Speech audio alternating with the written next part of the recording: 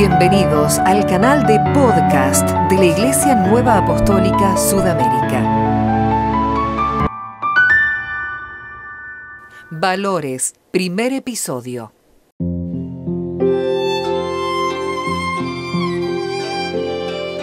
Nuestra fe. ¿Qué significa tener fe? ¿Qué implica decir yo creo? ¿Qué consecuencias tiene para la vida del cristiano? A continuación, el extracto de una colaboración escrita por el apóstol de Distrito en Descanso, Norberto Pasuni.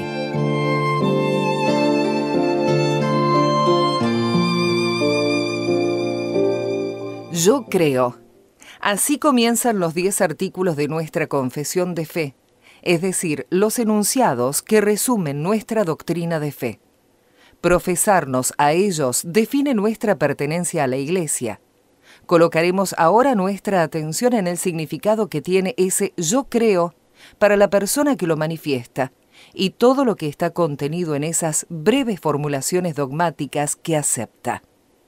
También las implicancias concretas para su vida, aunque solo podamos esbozar algunos pensamientos. Yo. En ese yo hay una decisión personal que difiere de cualquier otra toma de posición o compromiso.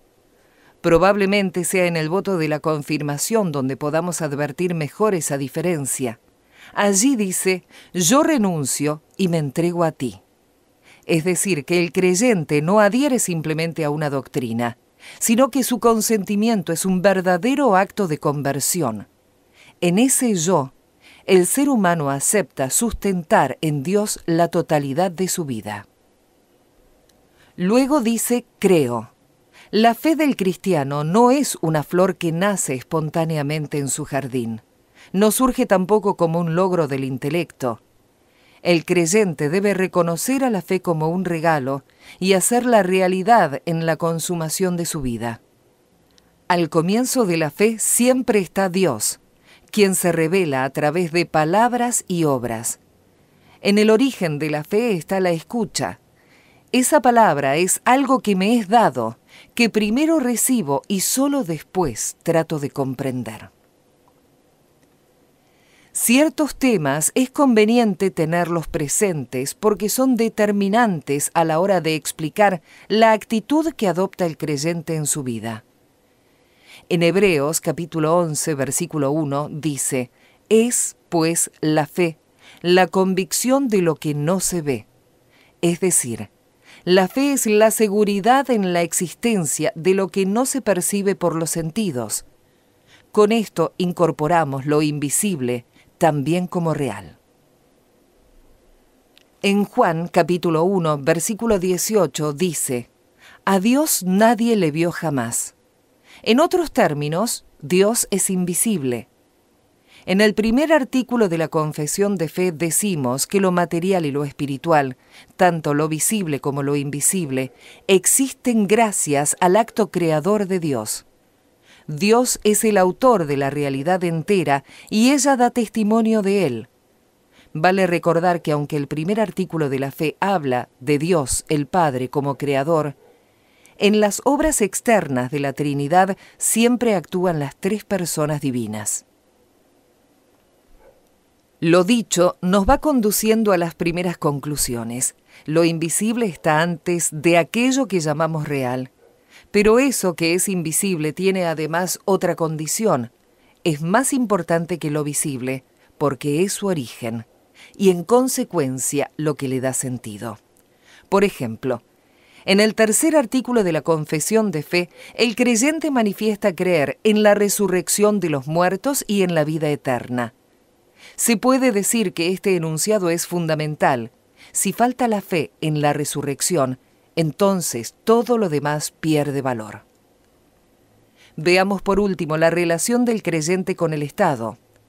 2 milenios de historia humana muestran que las sociedades han adoptado en su organización política esquemas muy diversos y el cristianismo debió vivir su fe en ambientes que muchas veces colocaron su vida en peligro. Aunque todavía subsisten situaciones de este tipo en nuestro tiempo, es evidente que no es la realidad mayoritaria. Nuestra confesión de fe dice en su artículo 10: yo creo que estoy comprometido a obedecer a las autoridades mundanas siempre que con ello no sean transgredidas las leyes divinas. Esta premisa es guía para el cristiano también en toda su vida social. Podemos considerar implícito algo especial en su contenido.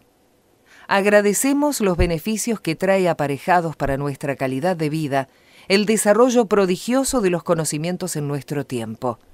No obstante, hay casos en los que, aún contando con el respaldo de la ciencia, con su prestigio y autoridad, la fe tiene algo que decir. Ser libre es elegirse más bien que elegir, y esto significa ser fiel a uno mismo en la vida. Mirar desde la fe. Volvemos ahora a lo prometido al principio. Dejemos de lado por un momento el análisis de los textos de la confesión y, tal como dijimos más arriba, veamos cómo ellos se encarnan en la vida concreta de la persona que los acepta. La fe es siempre un situarse ante toda la realidad, no en ciertos momentos o circunstancias. Es como ubicarse desde un mirador especial, y la perspectiva que desde allí resulta es condición previa para todas las decisiones que jalonan la vida. Y es un regalo. La fe es algo que se recibe como don, en un proceso diagonal, porque el vehículo es la palabra. En la fe no se adopta una postura intelectual, sino que establece un vínculo personal con Dios, que está presente y actuando en el mundo. Comparar con Juan, capítulo 5, versículo 17. La realidad, entonces, trasciende lo visible. La fe abre al cristiano el ámbito de lo no visible y reconoce que toda la creación está sujeta a su Creador, que Él la conserva y la gobierna. Por eso, aun cuando los acontecimientos no hagan patentes el propósito de Dios, inclusive en lo personal, el cristiano mantiene la confianza en quien sustenta toda su vida, con la seguridad de que no será defraudado. Nuestra esperanza. Y lo más importante, la posición que la persona adopta ante la idea de la muerte es determinante para su vida. La muerte supone el sinsentido de la nada para la vida. Por eso se hacen tantos esfuerzos para desviar la mirada de todo lo que la recuerde. Son recursos que distraen, pero que de ninguna manera disminuyen la percepción de su acechanza.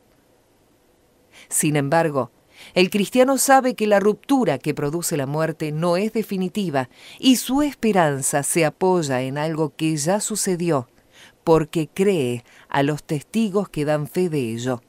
El Señor ha resucitado. Los conceptos considerados en este escrito fueron básicamente tomados del Catecismo. Quien tenga interés en el tema encontrará allí la posibilidad de ampliar y profundizar su tratamiento. Apóstol de Distrito en Descanso, Norberto Pasuni.